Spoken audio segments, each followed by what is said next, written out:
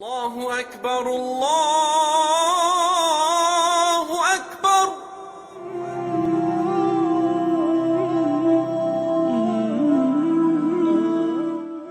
اسلامی فوج کے سامنے شکست دیکھ کر کفار جنگ کے میدان سے بھاگ جاتے تھے اور جنگ میں مسلمانوں پر فتح حاصل کرنا ان کا خواب بن کر رہ جاتا تھا۔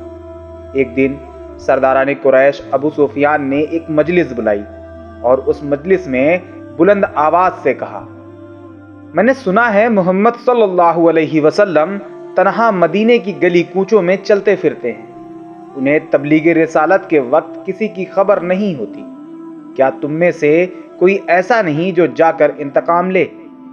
ابو سفیان کی اس آواز پر کسی کی آواز نہیں آئی، لیکن ایک اعرابی رات کے وقت ابو سفیان کے گھر آیا اور کہنے لگا، اے ابو سفیان، اگر تم مجھے ضمانت دو تو میں یہ کام سر انجام دے سکتا ہوں، کیونکہ مجھے راہ سے بھی واقفیت ہے اور میرے پاس تیز دھار خنجر بھی ہے۔ ابو سفیان نے اس کی بات سنی اور ایک اونٹ دیا اور یہ طے پایا کہ یہ راز کسی کو معلوم نہیں ہوگا۔ اونٹ لے کر وہ شخص مدینہ کی جانب روانہ ہو گیا۔ چھٹے دن وہ مدینہ پہنچا۔ وہاں پہنچ کر سب سے پہلے حضور صلی اللہ علیہ وسلم کا حال دریافت کرتا۔ کچھ لوگوں سے پوچھنے کے بعد کسی نے اسے بتایا نبی کریم صلی اللہ علیہ وسلم عبد الاشحل کی طرف گئے ہیں۔ اتنا سننا تھا کہ وہ بھی اسی جانب نکلا۔ اس وقت نبی کریم صلی اللہ علیہ وسلم ایک مجلس میں بیٹھے تھے اور صحابہ کرام رضی اللہ تعالی عنہم سے باتیں کر رہے تھے۔ دور سے آپ نے اس شخص کو آتے ہوئے دیکھا اور فرمایا، یہ جو شخص ادھر آ رہا ہے یہ مجھے غدار معلوم ہوتا ہے، مگر خدا اس کی مراد پوری نہیں کرے گا۔ جب وہ نزدیک پہنچا تو پوچھنے لگا، ابن عبد المطلب کہاں ہیں؟ حضور نے فرمایا، میں ابن عبد المطلب ہوں۔ وہ رسول اللہ صلی اللہ علیہ وسلم کے نزدیک جا کر جھکا جیسے کوئی رازدارانہ بات کہنا چاہتا ہو۔ اسی حال میں اسیر بن حضیر نے اسے گھسیٹ لیا اور گرجتی آواز میں کہا، دور ہو جا اے ملعون۔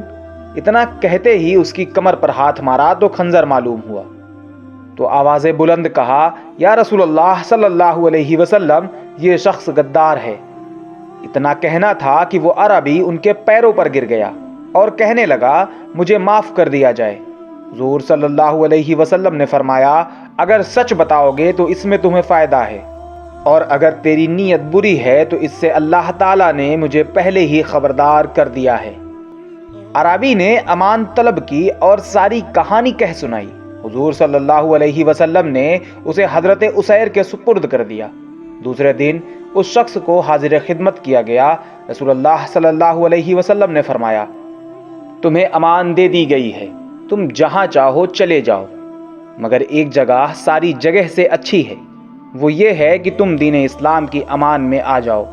یہ سن کر عربی نے کہا، اشہد ان لا الہ الا اللہ و اشہد ان محمد الرسول اللہ، اور پھر کہا، یا رسول اللہ صلی اللہ علیہ وسلم، خدا کی قسم میں کبھی کسی سے مرعوب نہیں ہوا اور شمشیر سنان نے کبھی مجھے ہراساں نہیں کیا، لیکن جب میں نے آپ کو دیکھا تو میرے اوسان خطا ہو گئے۔